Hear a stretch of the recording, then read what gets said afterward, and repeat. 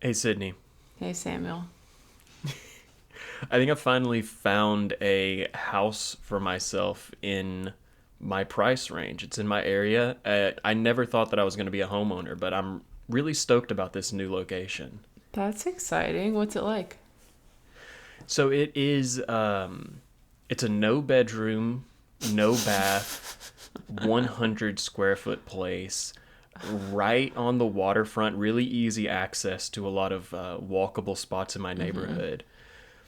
It does have the downside of being underneath someone else's floorboards. No bedroom, no bath. This is like looking for rentals in New York. That's It's a no bed, no bath. It is going for $500,000. I'm glad you're here on this Sunday. I'm going to get right into the message. I'm going to tell it like it is, as they say. Oh, I heard a hallelujah. Did you think I don't know what the hell is going on? And a lot of strange places. Where in the hell have you been? Hell fire. Hell fire. Hell fire.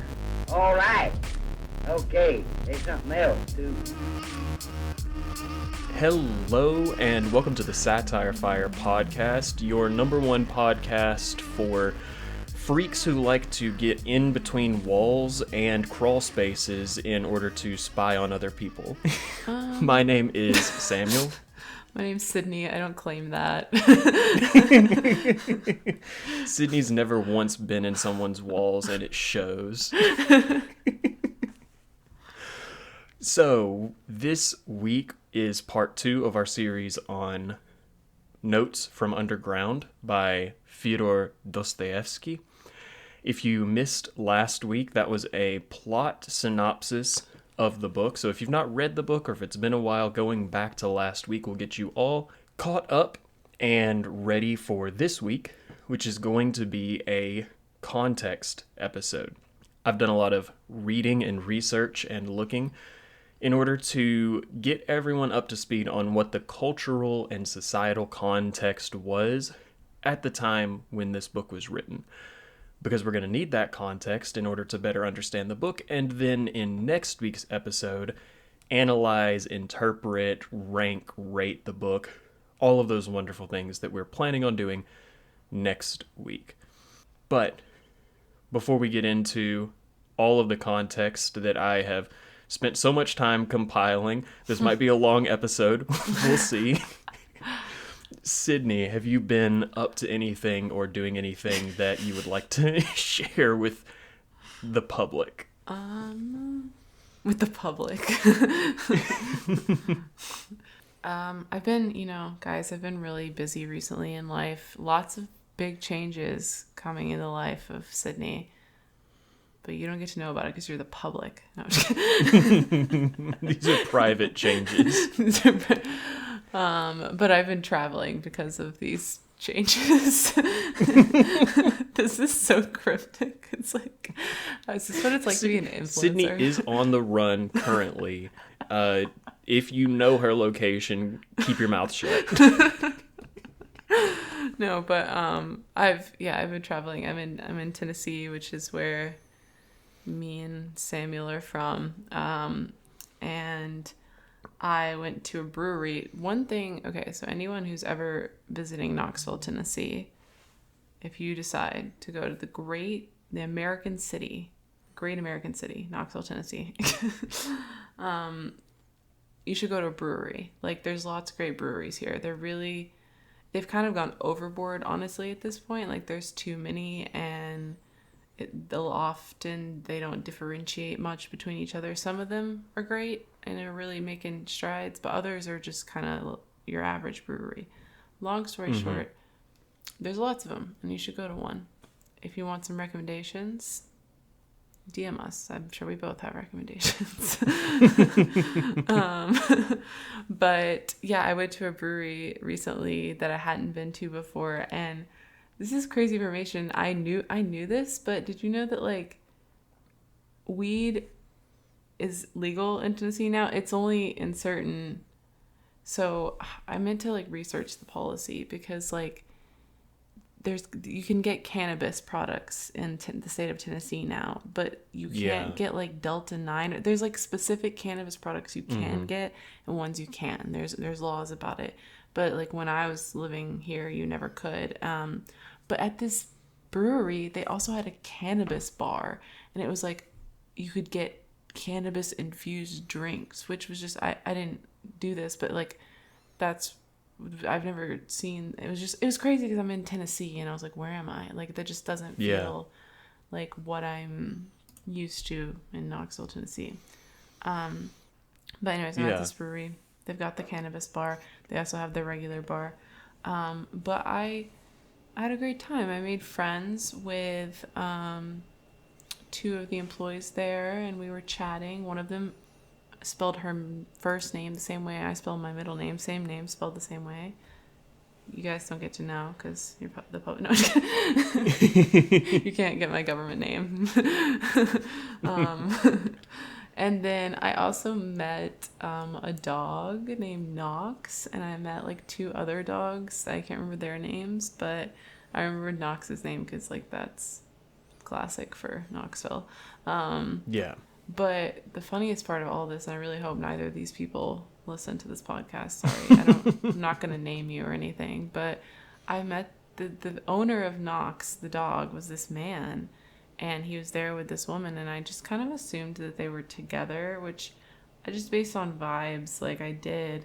But then he gets up to go get another drink at the bar. I've been chatting with them, and I lean over to her, and I'm like, are you guys, like, dating? Are you married? Or, like, what? She's like, oh, no, that's my boss. And I was like, oh, okay. And she was like, yeah, it's kind of weird. And I was like, oh, and she's like, but if you're interested in it, go for him. Like, I'll talk you up. And I was like, wait, guy, like, what's happening? And so now I'm like so confused about I don't think it's that abnormal to go somewhere with your boss. But I don't know. It was like late. Like, it was like 11 p.m. They're at this brewery. Yeah. I'm like, what's this situation? So lots of interesting things at the brewery. I don't think that it's that weird to be like friends with your boss.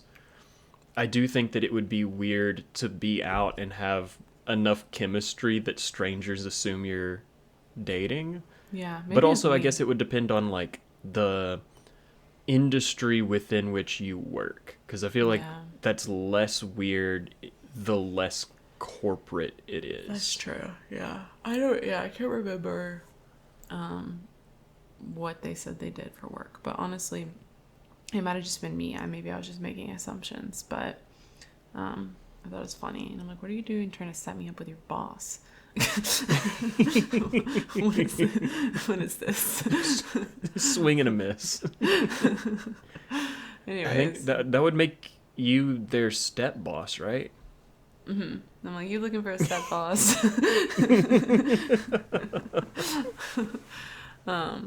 Yeah, so those are the interesting Knoxville brewery stories. You guys go out and get your own Knoxville brewery stories and let us know.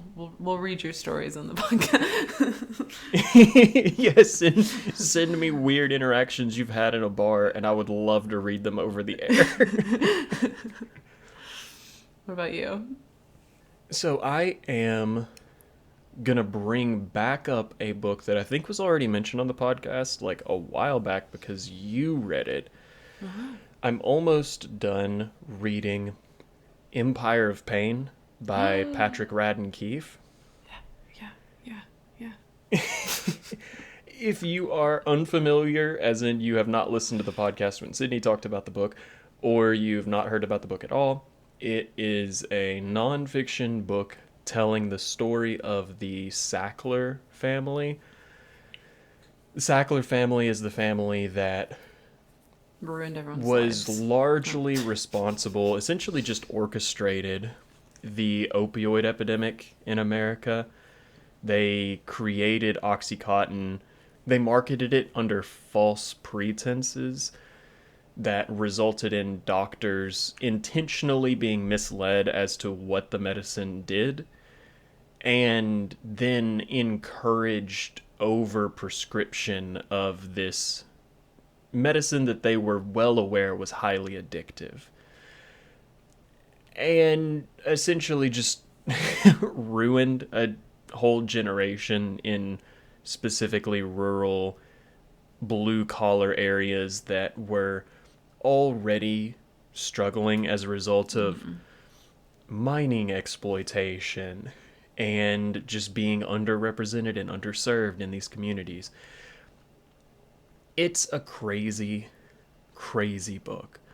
I think that it's at this point somewhat well known that the Sackler family are bad people.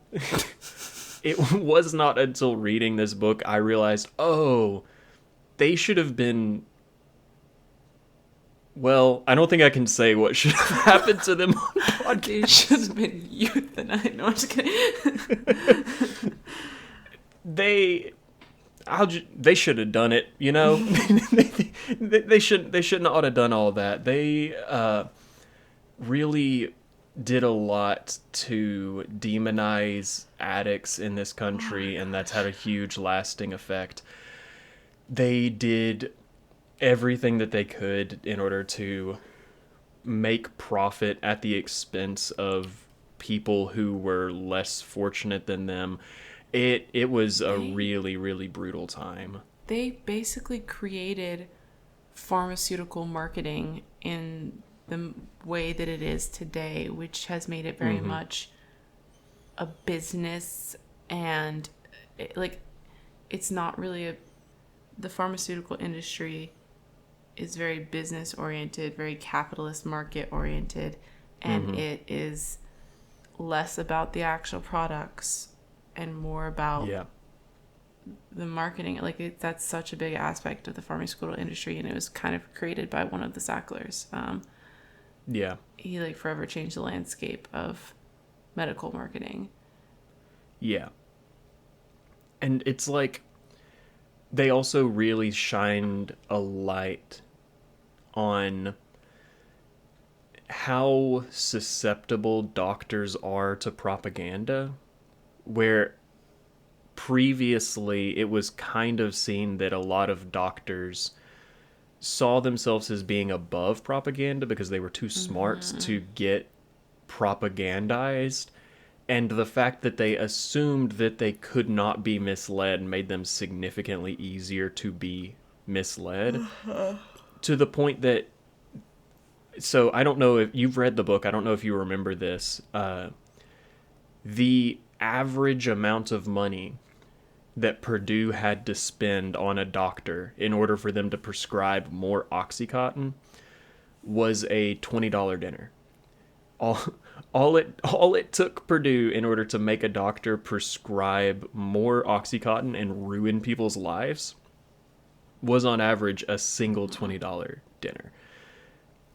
And this was a group of people that were like, I am too smart to be susceptible to influence. I cannot be misled because my judgment is too good. Oh, what's that? A $20 bill? Yeah. You know what? I guess I will prescribe more opiates. And the doctors ended up making a lot of money because they were prescribing the opiates, and whether they thought they were taking a moral high ground or not, they weren't. I really recommend the book. I think that if you're someone who's aware of the situation, but you're not aware of all the details, it's really eye-opening to see just how bad of a situation and how coordinated of an effort this whole thing was. I think that it really puts in perspective the entire healthcare pharmaceutical industry and the direction that it has been going in since as early as the 1950s, essentially.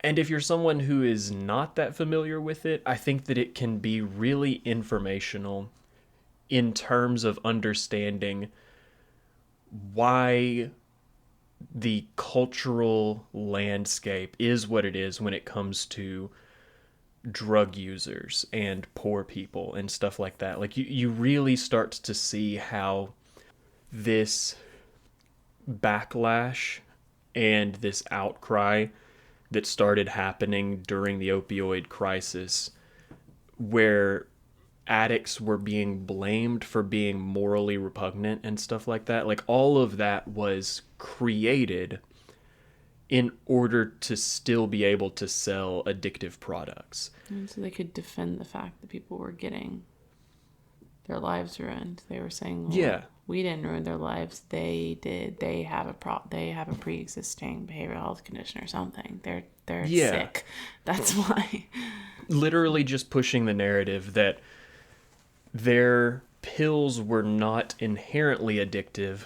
It's just that some people have the personality that means they will be addicted to anything. Like, they're like, oh, you could be addicted to watching TV, man, and that's not on us. It's not my fault that I made a drug more powerful than morphine and then constantly pushed higher doses while fully aware that the dosing schedule I was giving was such that everybody taking the medicine was constantly going through withdrawal cycles.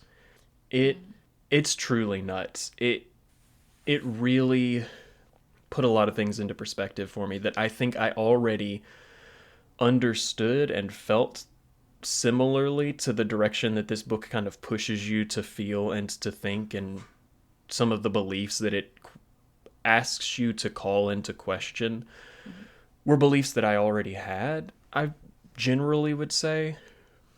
But just the scale of it and all of that is so it really has just bummed me out. It's bummed me out so bad to read this book and be like, oh yeah, they kind of basically got away with this. Like, they kind of just did this and then it was fine. Actually, they hired up Rudy Giuliani as a lawyer, and it could have been a lot worse. Yeah. I just think if you're someone, sorry, this is Samuel's book that he's talking about, but because I've read it too, I just also want to say, like, if you're interested in the topic, but you don't really read nonfiction and you're worried about that, like, it truly doesn't feel like a boring nonfiction book that's maybe more like textbook style or whatever. Like, it's very like narrative driven, and it's thrilling. Like, at times it almost reads like a fiction because and also I think it just helps that the events that were happening are so absurd that you're like, what? Yeah, it is truly like constantly revealing new information, and I think that a lot of nonfiction becomes better when it is focused on individuals rather than events, because it then feels a lot more like a character-driven story. Yeah. And this is very much focused on who are the Sacklers, who have they been, who are they now, and learning about these people is it's very eye-opening. Yeah. There's a very handy family tree at the beginning that you can refer to anytime you're getting confused about all the names. I did that often. Yeah, because there's a lot of them. There's a lot of them. Then, by and large, all scumbags, but Yeah, I think the youngest ones didn't have a ton. They kind of didn't have a ton to do with all this. So I don't know where they're at and what's. Yeah, but I mean, I think that it's a really good example of the easiest way to become an evil person is to have rich parents. Yeah, that, at least in this case, was definitely true. And I don't know, I wonder, like, the youngest generation of Sacklers who were born into this, like, dynasty family, but it was, like, post the height, like, we're born since, like, 2010 into this family. Like, what are they like now? Because, I don't know. It's really become, like, the family name has started to become a lot of an albatross around their neck, I would assume. Anyways. But with family names and prescription drugs out of the way, let's spend some time talking about someone else who struggled with addiction, I guess. God, that sucks as a transfer. Wow. like I said at the beginning, this is going to probably be a lot. I will see if maybe I can cut it down if it ends up going too long, but there's just a lot of context related to this book that I had to kind of get through in order for the entire thing to start falling into place and making sense as to what is going on. So I'm going to start with just a background on Dostoevsky as an author. He was born November 11th, 1821, so he just recently passed the marking of his birthday. R.I.P. Dostoevsky, sorry that we didn't give you a shout out, big man.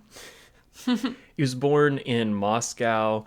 His dad was a doctor, and so he lived at a hospital for poor people while he was growing up. His family was relatively well off, but not incredibly well off, because this is 1820s Russia. The world is kind of divided into really, really structured social classes. And so his family, while not being like serfs or peasants or anything like that, they definitely were not in the high reaches of society. So he was kind of like lower middle class, I guess would be the way that his family station would be described. But when he was 14, he got sent to a military engineering university along with his brother. His parents were basically trying to push him into getting a career in the military because that was one of the few ways that allowed you to climb the social ladder in the society. But between getting their official admission and the time that they got to the university, their mother died. So his mom died when he was 14. Dostoevsky did end up getting admitted to the university, but his brother failed to get admitted and went to a different academy.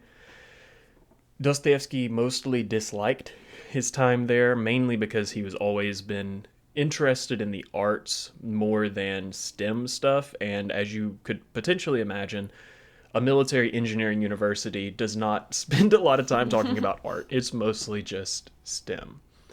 I have a quote from one of his friends at the military academy that kind of describes how Dostoevsky presented himself and how other people viewed him while he was at the academy. And I'm going to have you read that, Sid. There was no student in the entire institution with less of a military bearing than F.M. Dostoevsky. Dostoevsky. He moved clumsily and jerkily. His uniform hung awkwardly on him. His knapsack... I think it's shako, and it's a type of hat. His knapsack, shako, and rifle all looked like some sort of fetter he had been forced to wear for a time, and which lay heavily on him. They said he looked like a dork. This dude looked so stupid. He's constantly unwashed, unkempt. He's not a military guy. Around age 17, while he was still at the university, his father died. So he and his brother both were parentless from the age of like 17-ish onwards. This is allegedly when he first started having seizures. So we know Dostoevsky was epileptic. We don't know for a fact when he first started having seizures, but according to reports from his daughter that happened like later on in his life, allegedly this is around the time when he first started having seizures. He graduated, and at the age of 21, he took a job as a lieutenant engineer, but also began that same year to translate books and journals into Russian as a side job. None of this really did very well for him, and so he was relatively poor during this time of his life. He then decided to take more of a stab at pursuing art as a career, and so his first book came out when he was 23. It got a really good review from a famous critic and was commercially successful enough that he actually sent in a resignation letter so that he could focus on being a writer as a career. Unfortunately, Oh. Go ahead. he and that same critic had a really big falling out. And so the critic then started writing negative reviews for everything that Dostoevsky started writing. The negative press on that led to him having an even worse time financially, and this is when we know for sure he was having seizures somewhat frequently. That's really petty, honestly. Like, you're gonna ruin someone's career because of a falling out? Like, that's... Yeah, ruin the career of a 23-year-old. Yeah, like, that seems a bit much. He then became friends with some people and ended up joining this social circle that was basically like-minded people who all had an interest in utopian socialism. It was almost like a commune, and this helped him get by. And so when the circle dissolved around 1846, he went on to join what was called the Petrushevsky Circle. This was another commune-style group that was more literary in focus, and it was full of like progressives and utopian socialists and stuff like that. Unfortunately, this group got turned into the cops because they were reading and distributing banned books, and so at 27, Dostoevsky got arrested, along with all the other members of the group. And there was a lot of fear that groups like this would lead to a revolution, because there had only a couple of decades earlier been a revolution in Russia. Around the same time, there had been a revolution in other parts of Europe. There was a lot of fear among the ruling class that groups that were thinking critically of the government were going to lead to another revolution in Russia. And so they decided to make an example out of this group. They all got sent to a high security prison and sentenced to death. They actually got so far as to all of the people were brought in front of a firing squad and were lined up in groups of 3. Dostoevsky was in the second group that was going to get killed, and when as the first group had been lined up in front of the firing squad, a letter arrived that stayed their execution. So he came probably within like 5 minutes of getting executed by the state. Mm-hmm. Instead of getting executed, they all got sentenced to hard labor and imprisonment. So Dostoevsky got sentenced to 8 years of hard labor in Siberia. This later got reduced to 4 years, and he was so way the hell out there that it took 25 days of travel by sleigh in order to get to his prison. He obviously did not have a very good time in prison, and I have a quote from him that he said later on to describe his experience with prison that I'm also going to have you read, Sid. In summer, intolerable closeness. In winter, unendurable cold. All the floors were rotten. Filth on the floors an inch thick. One could slip and fall. One could slip and fall. We were packed like herrings in a barrel. There was no room to turn around. From dusk to dawn, it was impossible not to behave like pigs. Fleas, lice, and black beetles by the bushel. Yeah, sounds pretty bad. Yeah, it was like not great. Apparently, people were getting sick all the time. There was like I can't remember the exact number, so readers correct me if I'm wrong. It was like 2,000 people in the prison, and they all shared one bathroom. Ew. So things got pretty gnarly, and additionally, the entire time that he was there, he had both his hands and feet shackled, and the only thing he was permitted to read was the New Testament. They gave everybody a copy of the New Testament, and you could read your verses, but that was it. Forget the Old Testament. He got released. Like I said, he only served 4 years. 4 tough years. I'm glad I didn't serve those 4 years, but still only 4 years.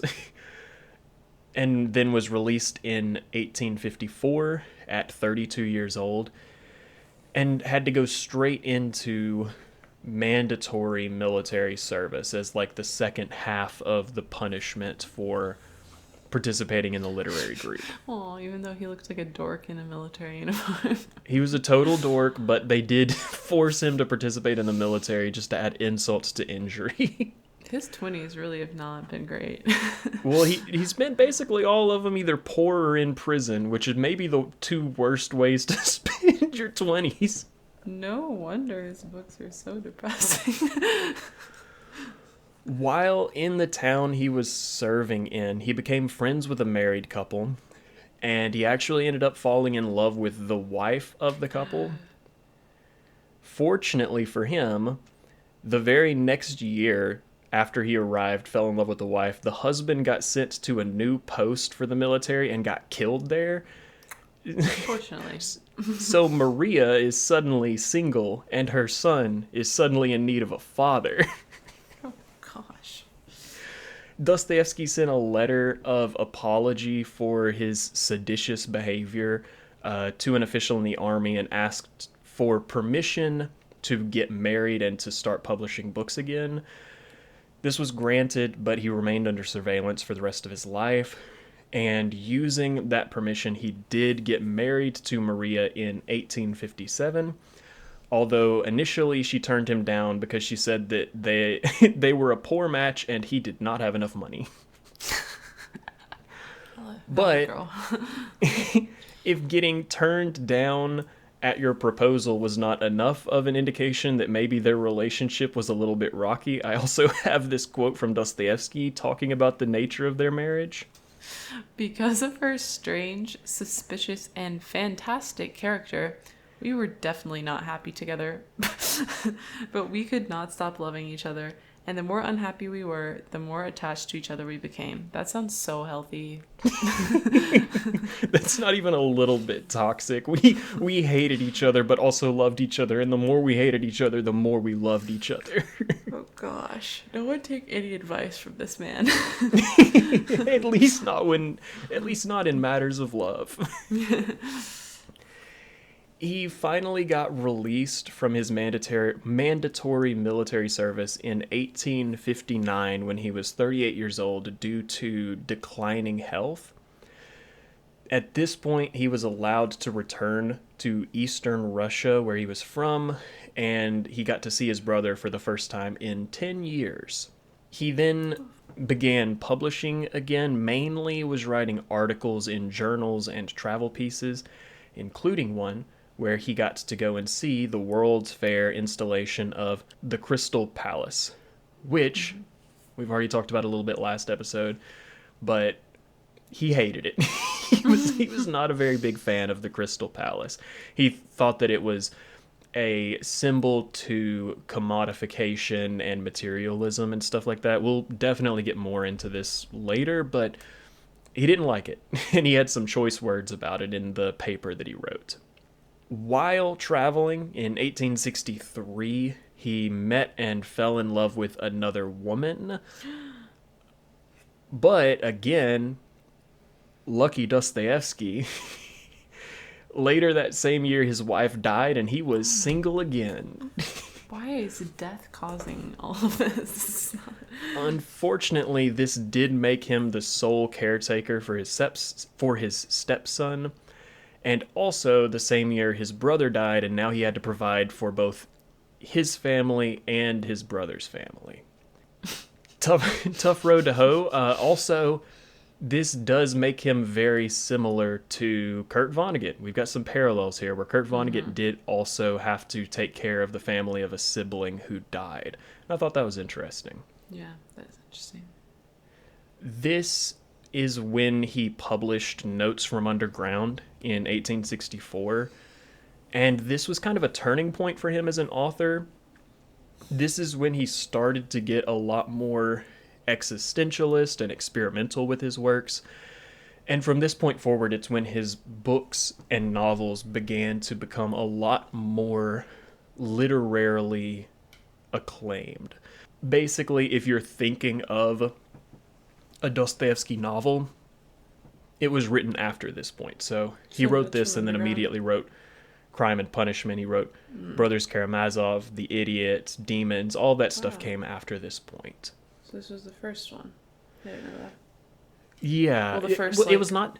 Yeah. New Age Dostoevsky book. Yeah, it's the first book that people would ascribe to like, oh, this is like the peak of his career. Like this was when he really started to climb into being critically acclaimed, broadly speaking. I'm going to basically speed through the rest of his life because we've gotten to the publication of the book, but there's a couple of things that are interesting. Firstly, he did end up getting remarried when he was 45 years old. He married his 20-year-old secretary. What's with this guy? His relationships. As I referenced at the start of this, he had a lot of issues when it came to gambling, and despite the fact that from this point forward he became very well known and successful, so much so that he was asked by the Tsar Alexander II to tutor the Tsar's sons. He never really had a lot of money. They talked about having to pawn off his wife's valuables. Apparently, at one point, they were out traveling and gambling, and in order to pay a debt, his wife had to sell her underwear that she was wearing in order to get him out of a pinch. So, like, allegedly later in his life, he was able to get this under control. But yeah, this was like a compulsion that he had that was really tough for him. This is a great moment for me to mention. This podcast is sponsored by DraftKings. It's not. We don't have any sponsors. And if we did, it would not be a gambling company. Yeah. He did keep producing books, like I said, became relatively famous. He was getting asked and accepting roles as vice presidents and chair members of various literary societies. But he did end up dying at 59 years old from a series of pulmonary hemorrhages. He was sick for a lot of his life. Like I said, by the time that he was 38, he was already getting discharged from the military because he was sick, and that like never really got better. And so he died relatively young at 59. His final words were him quoting Matthew 3:14 through 15, which is, "But John tried to deter him, saying, 'I need to be baptized by you, and yet you come to me?' Jesus replied, 'Let it be so now. It is proper for us to do this to fulfill all righteousness.' Then John consented."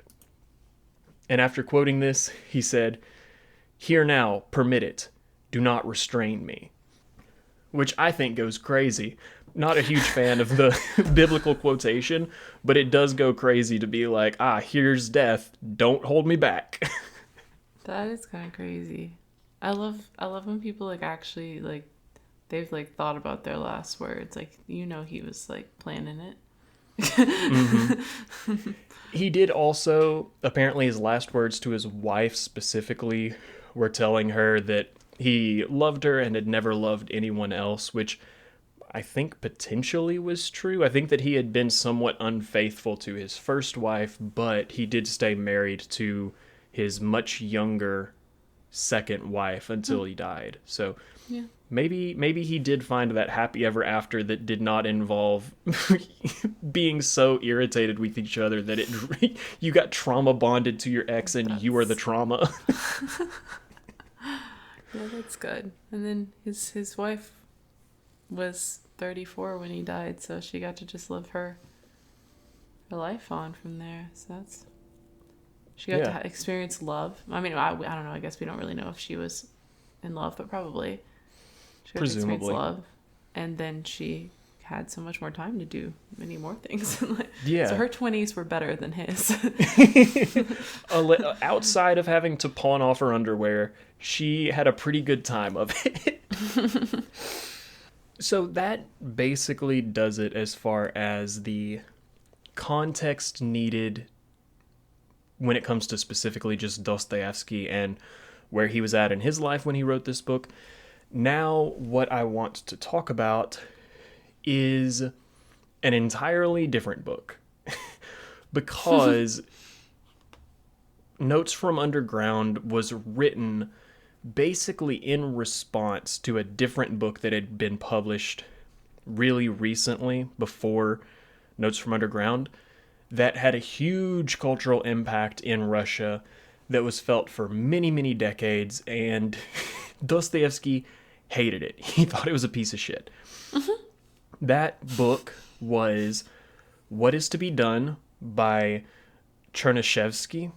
There's a couple of different things that are called What Is to Be Done because other people who were influenced by it wrote things and titled it What Is to Be Done in order to reference the fact that they were aware of this book existing. So specifically, What Is to Be Done by Chernyshevsky is the book that we're going to be talking about, which I did in fact read for the preparation of this podcast. So this is the most prep I've ever had to do for an episode. I read 2 books, folks. That's really impressive.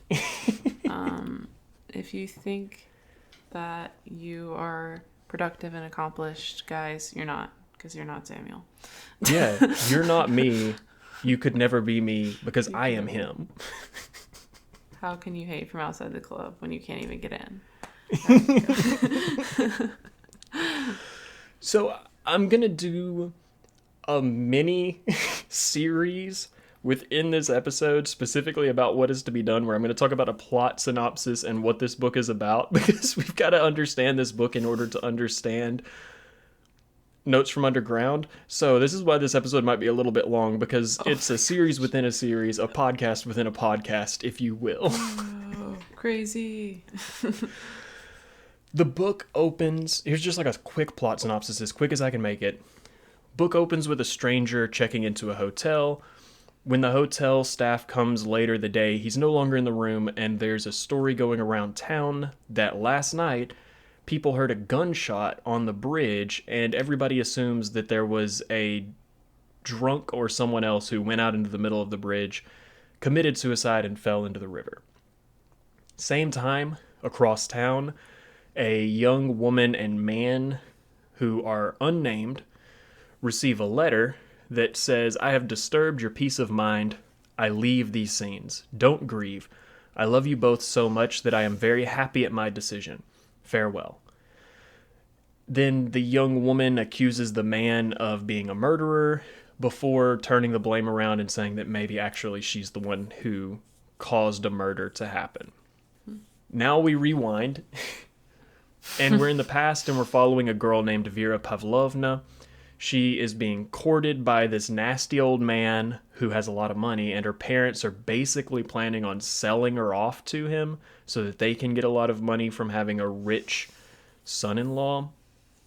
She ends up meeting a med student. The two of them fall in love because they have equally matched intellects and share a lot of views when it comes to feminism and equality, and they run away to get married to each other.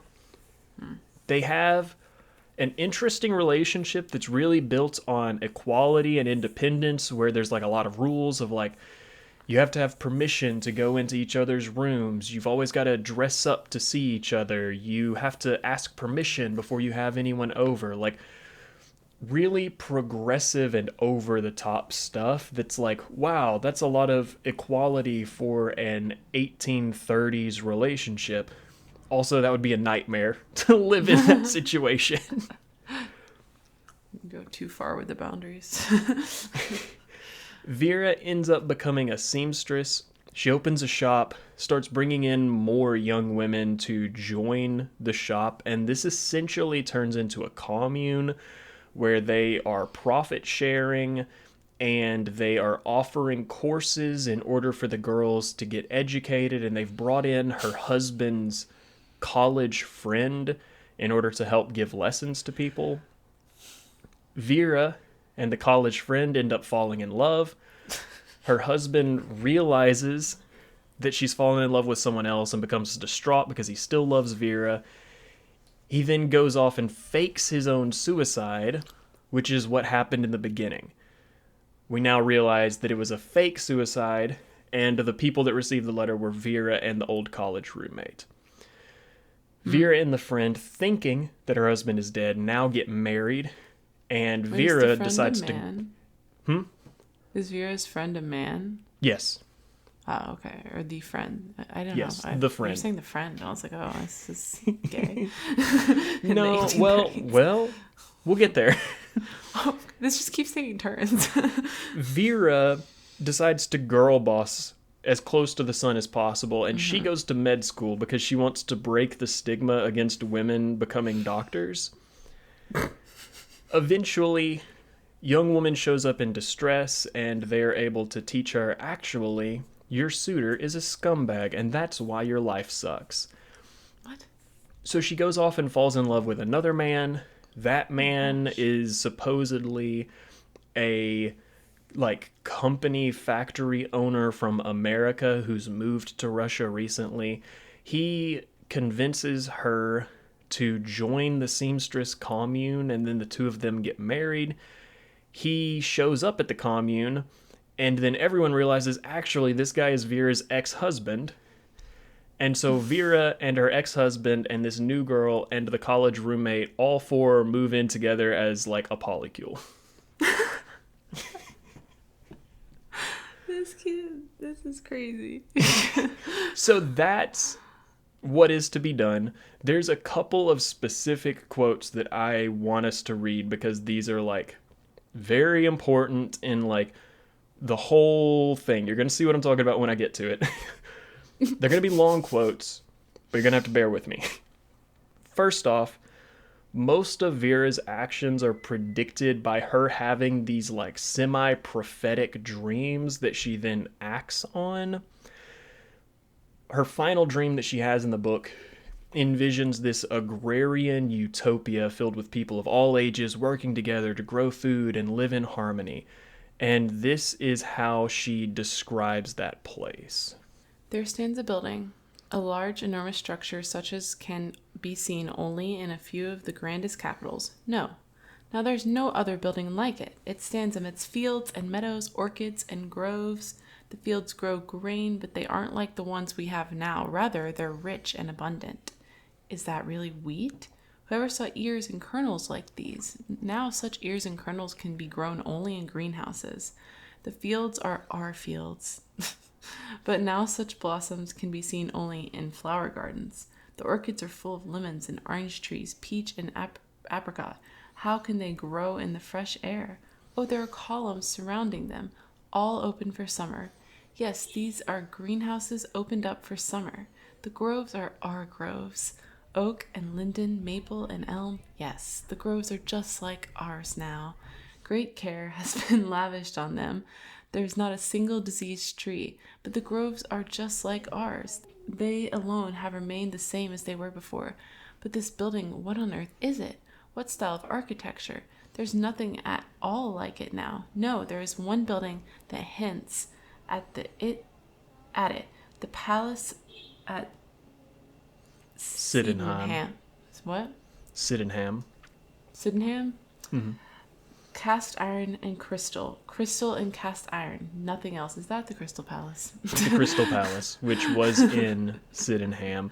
And this is getting at why Dostoevsky was like, oh yeah, I would use that shit as a chicken coop.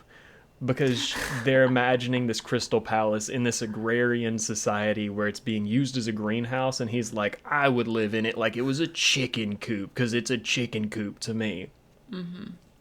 Mm-hmm. Another noteworthy quote happens where a lot of the times the author will take these asides to talk to the reader, very akin to Northanger Abbey.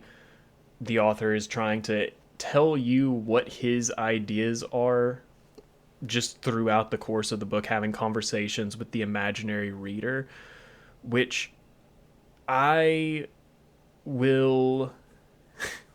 I'll send this one and I'll have you read it. I'll probably end up cutting some of it out because it is pretty long, but I'll have you read it and we'll see.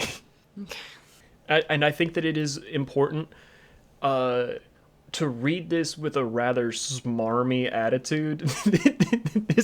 This guy is very like, well, I bet you didn't see this coming.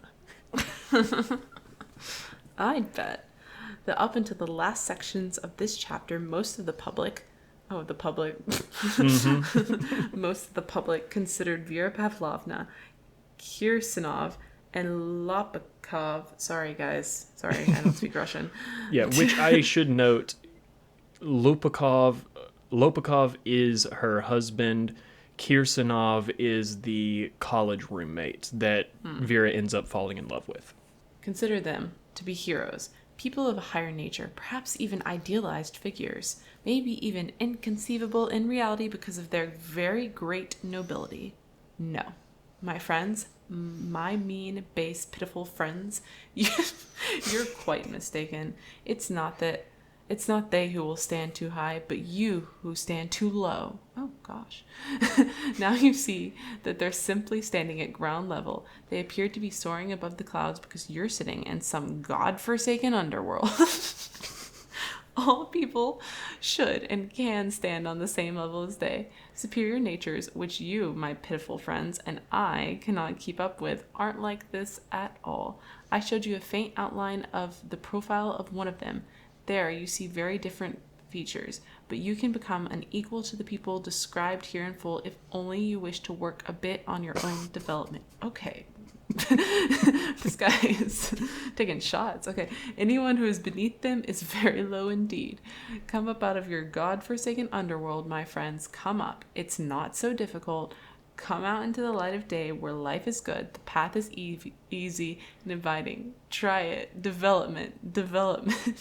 Observe, reflect, read those books that tell you about the pure enjoyment of life and about the fact that man can be kind and happy. Read them. Such books gladden the heart. Observe life. It's so interesting. Reflect. It's so fascinating. That's all there is to it. No sacrifices are needed. No deprivations required. They're all unnecessary.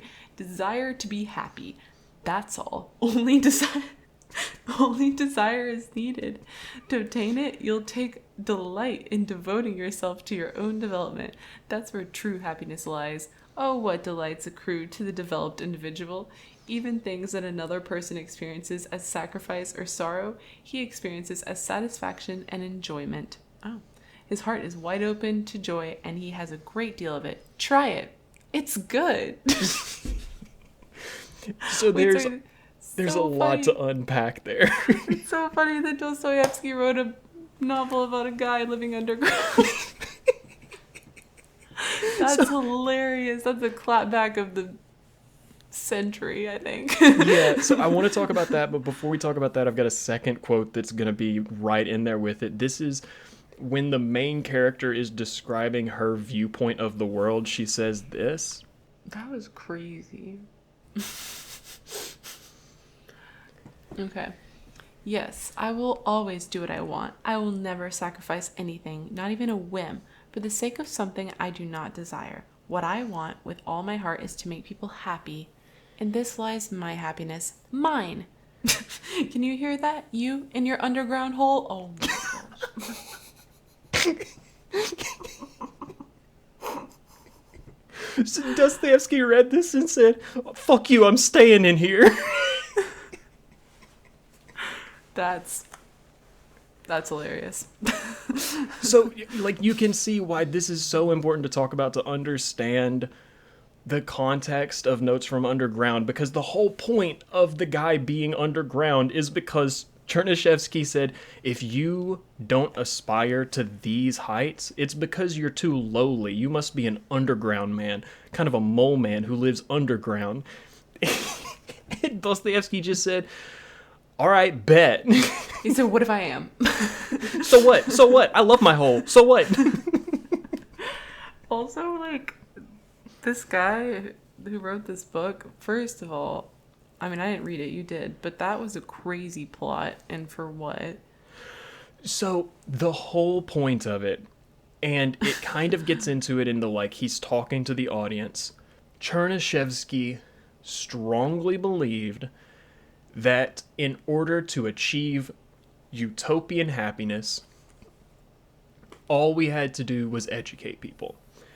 And if we educate people, then people understand that some things are good for them and some things are bad for them. And we are able to strive towards the things that are good for us. And as a collective society, we make our life's a utopia.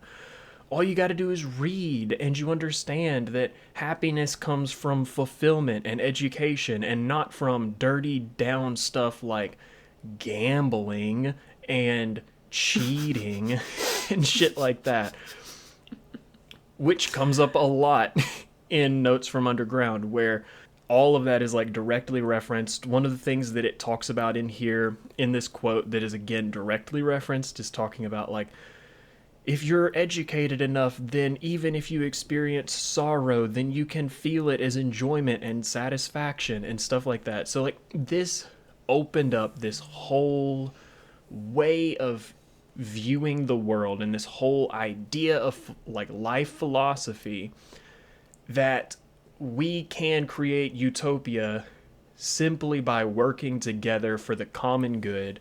And as long as the leaders among us, the smart and educated people, are constantly pushing for the betterment of everyone and the education of everyone, eventually the world will be a perfect place to live.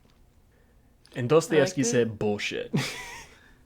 He's like, look, I spent my 20s poor and in prison.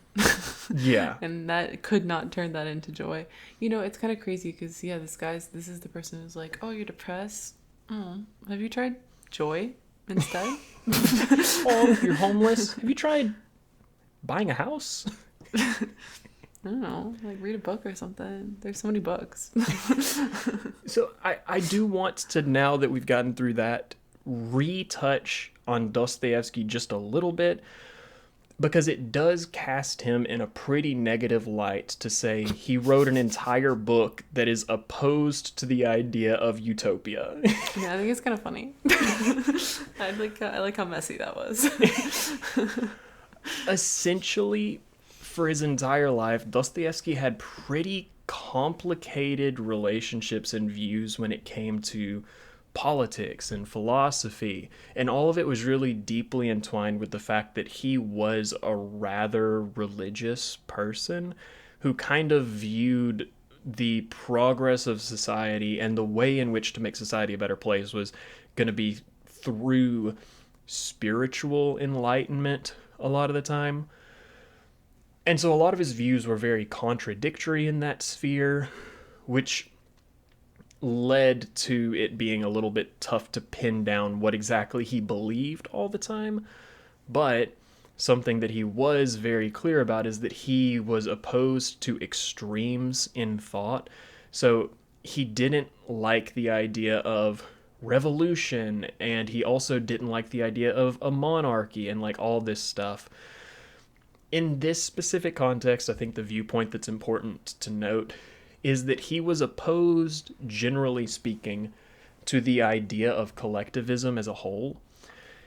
He kind of thought, well, in order for collectivism to work, you have to live in a society of high trust, and there's always going to be people in society that you can't trust, and so it makes it almost impossible to convince everyone else to behave in a collective manner when they know they can't trust everyone in society. And additionally, there's always going to be someone or some groups of people who are going to act against societal expectations, even if the expectations result in betterment for everyone. There's always going to be people who rebel against those expectations simply because they refuse to be held to any expectation, no matter what it is. And that's basically it. That's what I have that I think the most succinct version that I can come up with of what the hell is Notes from Underground about. Mainly, it's a diss track, is what it is. I want more of this. If we have any authors that listen to this, start parodying or making fun of other authors that you don't like. Yeah. More often. Please. Exactly. If they write a book, Colleen Hoover puts out a book that sucks, do a parody of it. I dare you.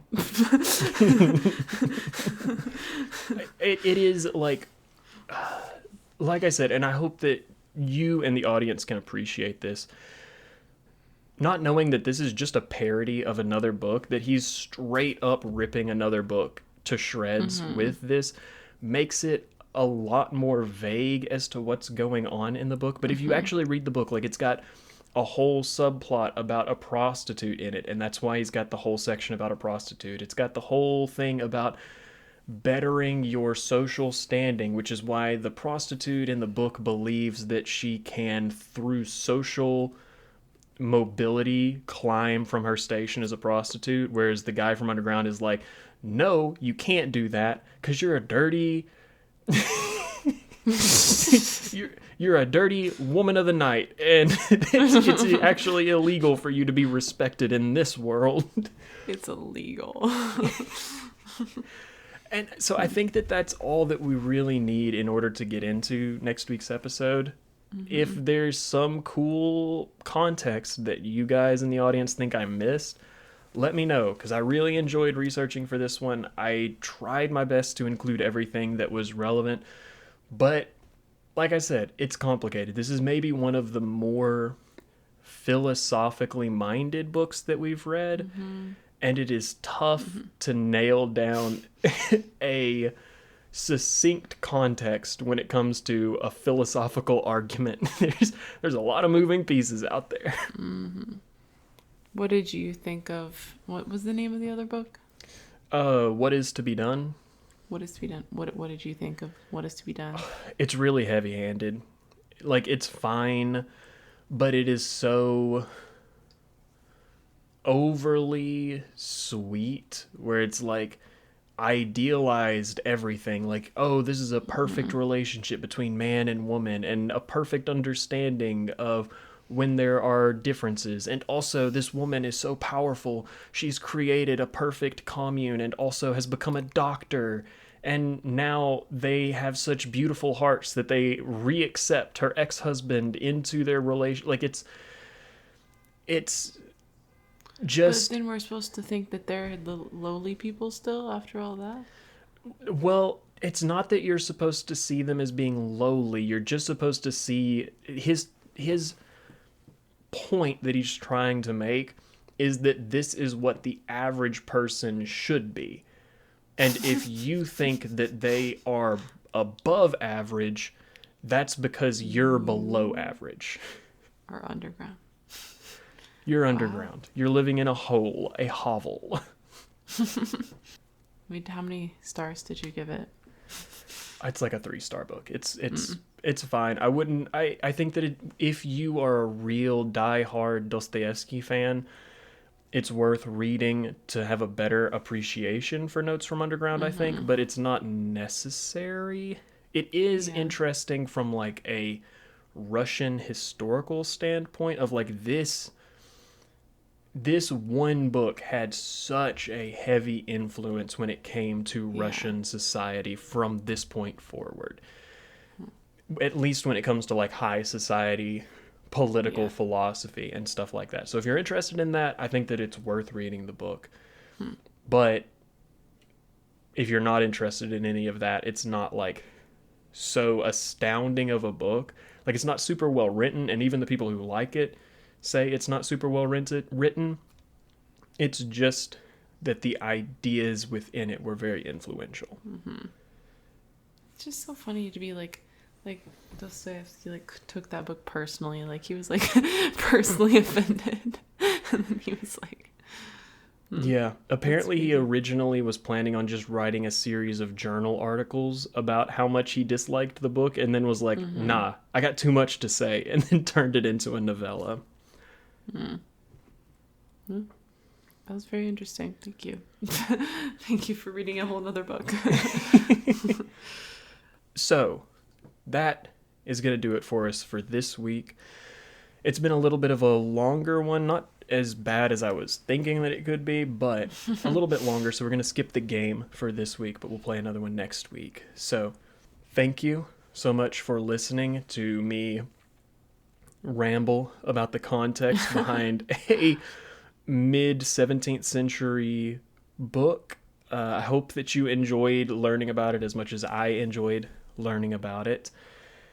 And yeah, like I said, thanks for listening. please tell a friend, rate us 5 stars wherever it is that you are listening. Leave a comment if you have any thoughts, suggestions, or fun trivia bits. I love fun trivia bits. So if you've got any of that, be sure to comment one so that I can learn something from the comments of this episode. Our intro and outro are remixes of the song 48 by Cullah. And Sydney, if people would like to get in touch with us somewhere other than the comments section, where can they do that? We are on Instagram at the Satire Fire Pod, Pod, and we are on TikTok, Blue Sky, and YouTube at the Satire Fire. So you can follow us at any of those places, subscribe. Appreciate it when you also engage with any content, like, comment, share with, if you think we're funny, share it with someone, I don't know. Whatever you want to do. And yeah, you can also DM us, like I said, for Knoxville Brewery recommendations. So I'll be patiently waiting for. But that has been this week's episode of the Satire Fire podcast. Be sure to come back next week when we're going to analyze, rate, and review Notes from Underground. You get to hear what our official thoughts are about how good this book is or is not. But between now and then, don't forget to support your local library. I am Samuel. I'm Sydney. And we'll talk to you next week. Bye. Bye. I just about come to the end of the road. Here, I've just about lost patience with you people. You get your ass out to the mountains or someplace, or hide in there and watch that damn tube. But if not, fuck it. I'm done. In fact, my sermon